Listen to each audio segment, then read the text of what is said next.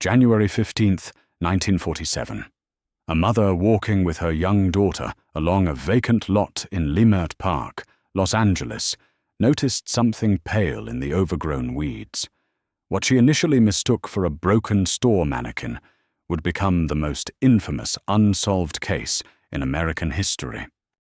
Within hours, the LAPD descended on the scene. Detectives were visibly shaken by what they encountered. The discovery would consume the department, dominate headlines for months, and haunt investigators for decades to come. The victim was quickly identified as Elizabeth Short, a 22-year-old aspiring actress. The press would soon give her a name that would echo through history: the Black Dahlia. Her case remains officially open to this day.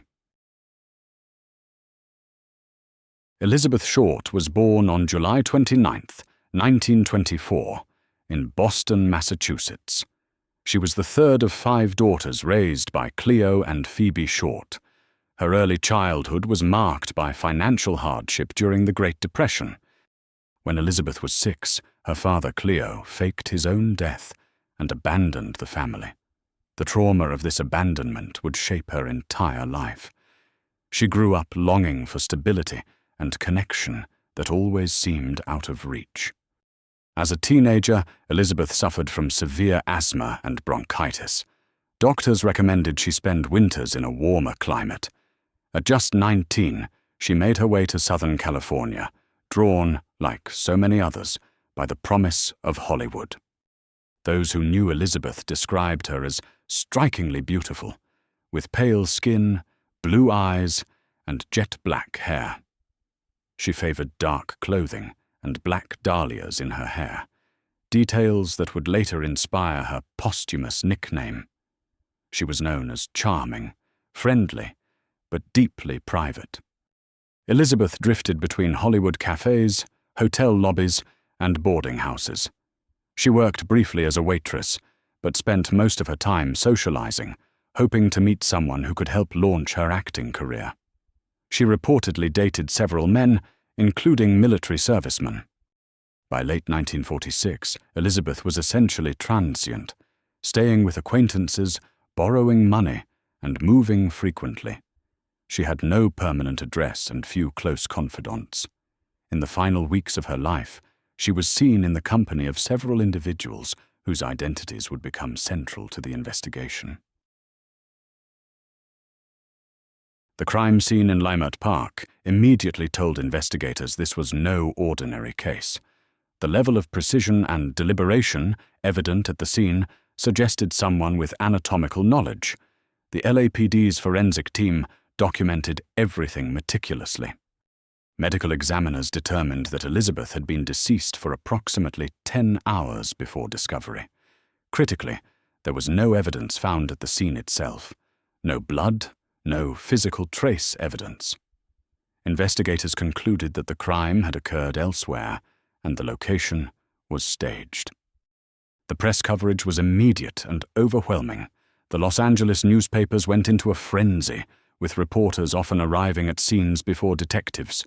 The Examiner and the Herald Express competed ruthlessly for scoops, sometimes compromising evidence in the process. Investigators attempted to reconstruct Elizabeth's final days. She was last reliably seen on January 9, 1947, 6 days before the discovery. She had reportedly been staying at the Biltmore Hotel in downtown Los Angeles. Hotel staff recalled seeing a young woman matching her description in the lobby that evening. Between January 9th and January 15th lies a gap that investigators have never been able to fully account for. This missing week, sometimes called the Lost Days, remains one of the case's most tantalizing mysteries. Where was Elizabeth Short, and who was she with? On January 24th, a package arrived at the offices of the Los Angeles Examiner. It contained Elizabeth Short's personal belongings, her birth certificate, photographs, and an address book with one page conspicuously torn out. The items had been carefully cleaned. The address book became a crucial piece of evidence. It contained the names and contact information of approximately 75 men. But the missing page whoever's name had been removed, suggested the perpetrator had deliberately concealed their identity before mailing the package. Forensic analysis of the package revealed that the items had been washed with gasoline, a deliberate effort to destroy fingerprints and trace evidence. This level of forensic awareness was unusual for the era, and it suggested the perpetrator possessed a sophisticated understanding of criminal investigation techniques. The LAPD assigned their most experienced homicide detectives to the case, Sergeant Finis Brown and Detective Harry Hansen. Captain Jack Donahoe oversaw the investigation from the Homicide Division. It would become the largest murder investigation in Los Angeles history at that time. Detectives methodically worked through every name in the address book. They conducted hundreds of interviews, former boyfriends, casual acquaintances, bartenders, hotel clerks. Each name was investigated, alibis were checked, and one by one, suspects were cleared or flagged for further scrutiny. One of the most confounding aspects of the investigation was the sheer number of false confessions. Over 60 people came forward claiming responsibility for the crime. Each confession had to be investigated and verified, consuming enormous resources and diverting detectives from legitimate leads. Several suspects emerged as persons of significant interest. Robert Manley, a salesman who was reportedly the last known person to see Elizabeth alive, was polygraphed twice. He admitted driving her to the Biltmore Hotel on January 9th, but was ultimately cleared of involvement after passing both examinations. Another person of interest was Mark Hansen, a nightclub owner whose name appeared in Elizabeth's address book. He had reportedly allowed her to stay at his residence. Despite circumstantial connections, investigators could never establish sufficient evidence to make an arrest. The investigation was also hampered by jurisdictional rivalry. The Los Angeles County Sheriff's Department and the LAPD often worked at cross purposes. Meanwhile, aggressive newspaper reporters were conducting their own parallel investigations, sometimes contaminating crime scenes and intimidating witnesses. Despite thousands of man-hours, hundreds of interviews, and dozens of suspects, the investigation gradually lost momentum. By the early 1950s, the case had gone cold. No arrest was ever made. The Black Dahlia file remained open, a haunting symbol of justice unfulfilled. Though the original investigation stalled, the case never truly died. Over the following decades, new suspects would emerge as researchers, journalists, and even family members of persons of interest came forward with new theories and alleged evidence. In 2003, retired LAPD detective Steve Hodel published a book alleging that his own father, Dr. George Hodel, was responsible for Elizabeth Short's death. George Hodel was a prominent Los Angeles physician who had been investigated by the LAPD in 1950 and was allegedly recorded by hidden microphones making incriminating statements. Steve Hodel's investigation revealed that the LAPD had indeed bugged George Hodel's Hollywood residence, the iconic Soden House, in 1950. Transcripts allegedly contained references to the case. However, the surveillance was reportedly discontinued, and George Hodel left the country shortly afterward, moving to the Philippines. Other investigators have pointed to different suspects entirely. Writer Larry Harnish identified a man named Leslie Dillon, a bellhop and true crime enthusiast who had been briefly detained by police in 1949. A grand jury investigation in that year reportedly criticized the LAPD's handling of Dillon and the broader case. Despite the compelling circumstantial cases built against various suspects, no theory has ever been proven conclusively. The physical evidence from 1947 was limited by the forensic technology of the era, and much of what existed has reportedly been lost or degraded over the intervening decades. the LAPD has never officially named a suspect. As recently as the 2010s, the department confirmed that the Black Dahlia case remains technically open and active. Every lead, no matter how old, is reportedly still evaluated. But with each passing year, the chances of resolution grow more remote. There was no trial, no verdict, no sentencing. The Black Dahlia case represents one of the most profound failures of justice in American criminal history. Elizabeth Short's killer was never identified, never charged, and never held accountable. The 1949 grand jury investigation offered a rare moment of institutional reckoning.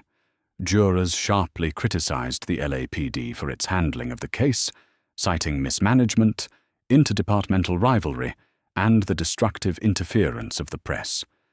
But their findings led to no indictments.